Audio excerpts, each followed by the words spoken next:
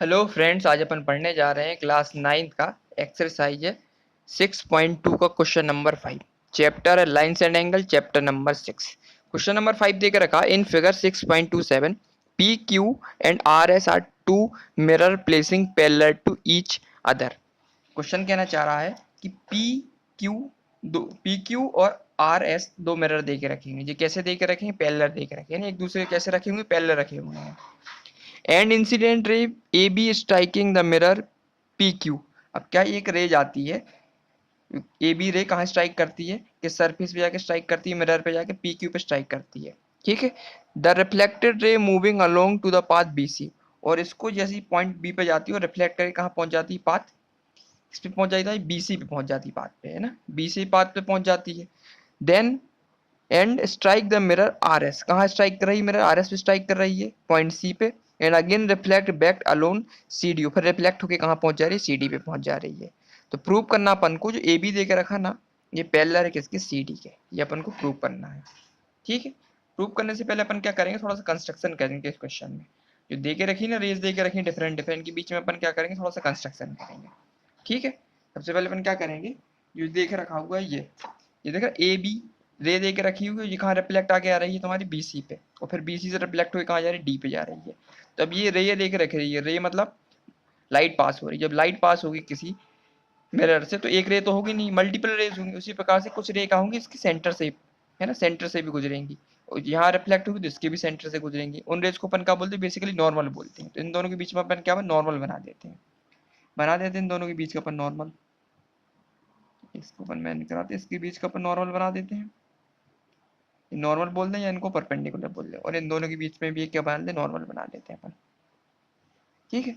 एक नॉर्मल यहाँ बन जाएगी, एक नॉर्मल यहाँ बन जाएगी। ठीक है। जब कोई रे पास होगी किसी मिरर पर टकराएगी तो क्या करेगी? एंगल ऑफ इंसिडेंट रे जो जाएगी वो रिफ्लेक्ट हुई कहाँ पे? इस वाले सरफेस पे। तो क्या होगा? मल्टीपल रे बनाएगी। तो साथ साथ क्या होगा? इनके बीच में से ही जो रे बनती है उसे बोलते हैं नॉर्मल बोलते हैं। ये रे भी फॉर्म करेगी। तो अपन ने क्या किया? एक रे बना दी इन दोनों के बीच की नॉर्मल। कहाँ से? बी। और इसका नाम दे दिया अपन ने, क्या? ई दे दिया इसका नाम। और जो ये वाली नॉर्मल ले गई है सी से, इसको अपन नाम देगी एफ नाम दे देते ना। तो दो नॉर्मल ले बना दी इन दोनों के बीच में। इसी को अपन क्या बोलते हैं? परपेंडिकुलर बोल देंगे। जो बी ई होगी वो परपेंडिकुलर हो जाएगी सी की, क्योंकि नॉर्मल रे है। नॉर्मल रे कब होती है? परपेंडिकुलर होती है। और साथ साथ एक क्राइटेरिया और हो जाएगा, जो एंगल बनेंगे इन दोनों के बीच के वो भी बराबर बनेंगे। जो वाला एंगल होगा वो इस वाले एंगल के बराबर होगा, और ये वाला एंगल होगा वो इस वाले एंगल के बराबर होगा। इसका मतलब अगर एंगल इसको अपन क्या मान लें? 1 मान लेते हैं इस वाले को। इसको मान लें एंगल 2, इसको मान लेते हैं एंगल 3, एंगल 4। मतलब एंगल 1 होगा वो एंगल 2 के बराबर होगा, एंगल 3 होगा एंगल 4 के बराबर है। क्यों बराबर होगा? क्योंकि जो एंगल ऑफ इंसिडेंट रे होती है वो किसके बराबर होती है? एंगल ऑफ रिफ्लेक्शन के बराबर होती है ना।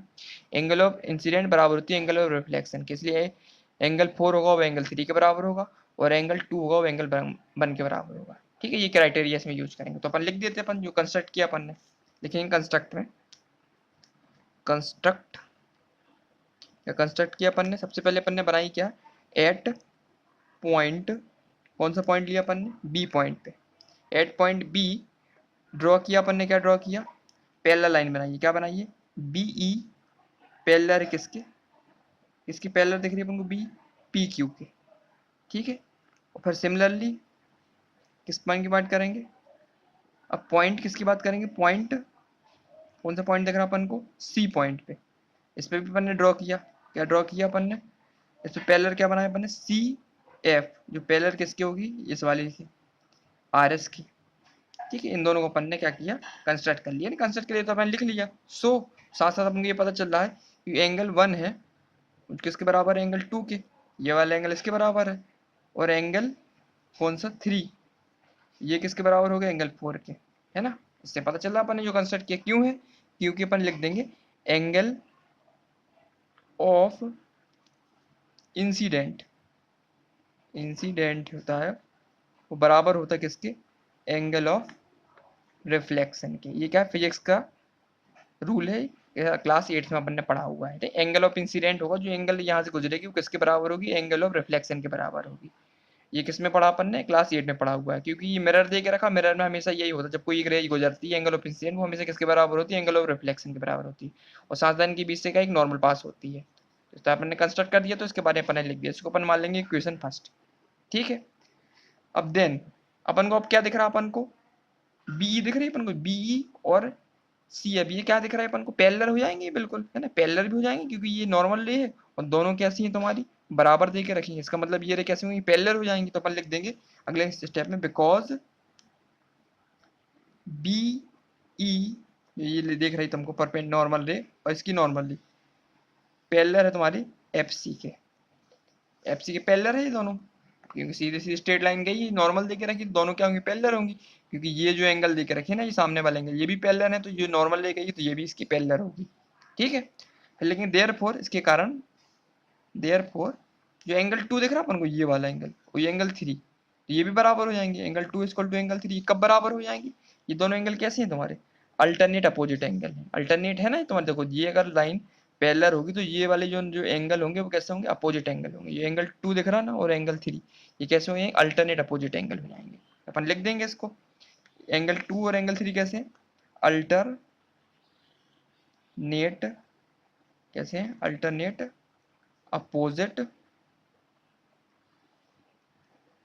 अल्टरनेट अपोजिट तो ठीक, अल्टरनेट इंटीरियर एंगल बोलेंगे, अल्टरनेट इंटीरियर एंगल, है ना, अपोजिट किया बेटर होगा, interior angle, alternate interior angle, ये भी अंदर का ये भी अंदर का, दोनों क्या है, बराबर हो जाती है। बराबर कब होती है, जब ये दोनों लाइन होती है तुम्हारी, ये लाइन कैसी पैरेलल होती है, क्योंकि लिख देंगे बीई पैरेलल है किसके, एफ सी के, इसलिए ये क्या है, दोनों एंगल बराबर है। तो इसको अपन मान लेंगे इक्वेशन कौन सी, इसको मान लेंगे इक्वेशन सेकेंड, और इस वाले को मान लेंगे इक्वेशन फर्स्ट।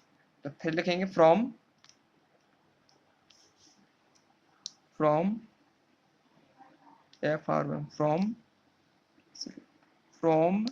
इक्वेशन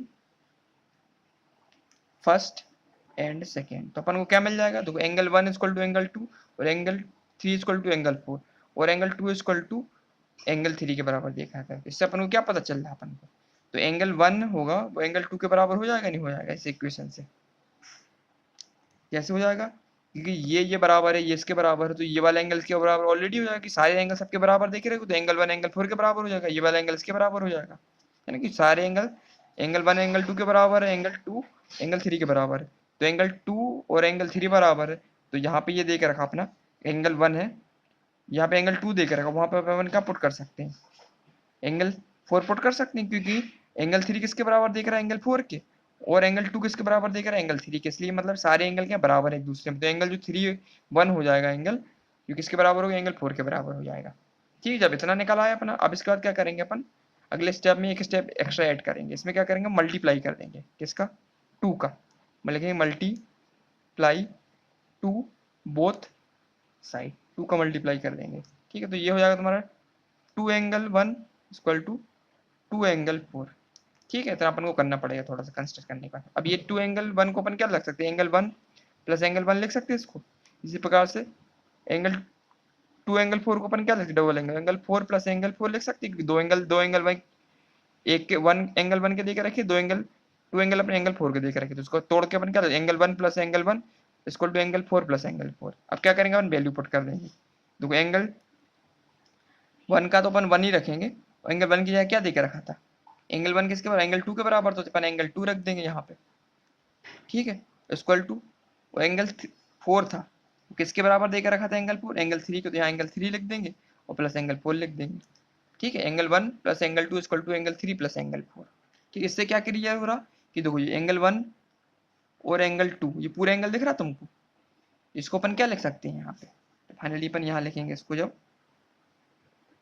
जो एंगल 1 प्लस एंगल 2 को अपन क्या लिख सकते हैं, पूरे कंप्लीट एंगल लिख सकते हैं, एंगल यहाँ से, एंगल ये बी सी ई, एंगल डी सी बी जो बराबर हो जाएगा एंगल किसके, ये वाला एंगल दिख रहा है आपको, एंगल 3 प्लस एंगल 4 को अपन क्या लिख सकते हैं, angle A B C, A B C, दोनों एंगल क्या हो जाएंगे, बराबर हो जाएंगे। अब ये एंगल और ये एंगल कैसे दिख रहा है अपन को, ये वाला पूरा एंगल और ये वाला पूरा एंगल, ये वाला दोनों एंगल कैसे दिख रहा है अपन को, ये एंगल कैसे है तुम्हारे, कैसे एंगल दिख रहा है अपन को, इंटीरियर एंगल दिख रहा है अपन को, अल्टरनेट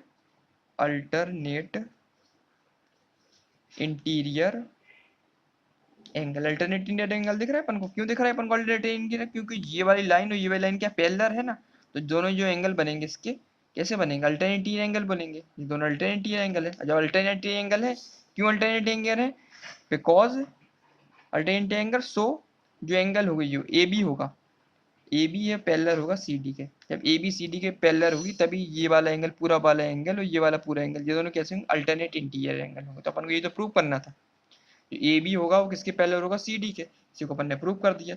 ये कैसे, तो अल्टरनेट इंटीरियर एंगल है, अल्टरनेट एंगल है, इसलिए लाइन जो ए बी है वो किसके पैरेलल है, सी डी के। तो ये क्या होगा अपना, हेंस प्रूव्ड हो गया। तो क्वेश्चन नंबर 6 था वो अपन ने कंप्लीट कर लिया। 5th था अपन ने कंप्लीट कर लिया। इसमें क्या किया था, सबसे पहले तो अपन ने क्या किया, इसमें कंस्ट्रक्शन किया था। कंस्ट्रक्ट किया था अपन ने क्या, बी से अपन ने एक पैरेलल लाइन बनाई थी ई तक, और दूसरी बनाई थी सी से लेके ई तक, दोनों को मैंने लिख दिया। जिसके कारण क्या हुआ था, जो एंगल 1 था और एंगल 2 थे दोनों बराबर हो गए थे, एंगल 3 था एंगल 4 बराबर हो गए थे। इसकी इक्वेशन अपन ने फर्स्ट मान ली थी। क्यों, ये एंगल ऑफ इंसिडेंट होता है वो एंगल ऑफ रिफ्लेक्शन के बराबर होता है। फिजिक्स का अपन ने रूल अप्लाई कर दिया इसमें, ठीक है।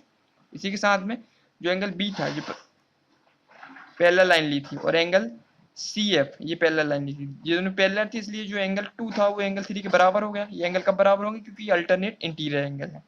तो एंगल 2 और एंगल 3 बराबर कर दिया अपन ने। तो इक्वेशन फर्स्ट और इक्वेशन सेकंड को इक्वेट किया तो अपन को क्या मिल गया, एंगल जो 4 है वो एंगल 1 के बराबर है, ठीक है। इसके बाद नेक्स्ट स्टेप में हमने क्या किया था, मल्टीप्लाई कर दिया दोनों साइड, क्या 2 का मल्टीप्लाई कर दिया। एंगल 2 एंगल 1 में 2 का मल्टीप्लाई कर दिया, एंगल 4 में 2 का मल्टीप्लाई कर दिया। इसको अपन ने ब्रेक कर लिया, फिर एंगल 1 + 1 लिख लिया, एंगल 4 + 4 लिख लिया। फिर फाइनली जहाँ पे 1 दे के रखा था उसकी वैल्यू क्या दे के रखी, 2 दे के रखी थी अपन को, गिवन दे के रखी थी। एंगल 2 = क्या दे के रखा, एंगल 1 के बराबर दे के रखा स्टार्टिंग ही में। तो एंगल 1 + एंगल 2 = एंगल 3 + एंगल 4। तो जब अपन ने ऐड किया इसको, एंगल 1 + एंगल 4 को, तो कंप्लीट एंगल कितना दिख रहा है अपन को, डी सी बी, ये वाला एंगल निकला अपना। और साथ साथ एंगल 3 + एंगल 4 को ऐड करने कौन सा एंगल मिला, एंगल ए बी सी। तो ये वाला पूरा एंगल, ये वाला पूरा एंगल, दोनों एंगल कैसे दिख रहा है अपन को, अल्टरनेट इंटीरियर एंगल दिख रहा है। किस पे, जब एंगल ए और एंगल ए बी और एंगल सी डी क्या हो, पैरेलल हो। जब एंगल दोनों पैरेलल होंगे तो ये वाला एंगल, ये वाला एंगल कैसे होंगे, अल्टरनेट इंटीरियर एंगल हो जाएंगे। ये तो अपन को प्रूव करना था, जब अल्टरनेट इंटीरियर एंगल है तो एंगल ए बी पैरेलल हो जाएगा एंगल सी डी के, ये अपन को प्रूव करना था। तो हेंस प्रूव हो गया अपना। तो क्वेश्चन नंबर 5 अपना कंप्लीट हो गया है। अब नेक्स्ट वीडियो में अपन एक्सरसाइज 7 स्टार्ट करेंगे, ठीक है। Thank you.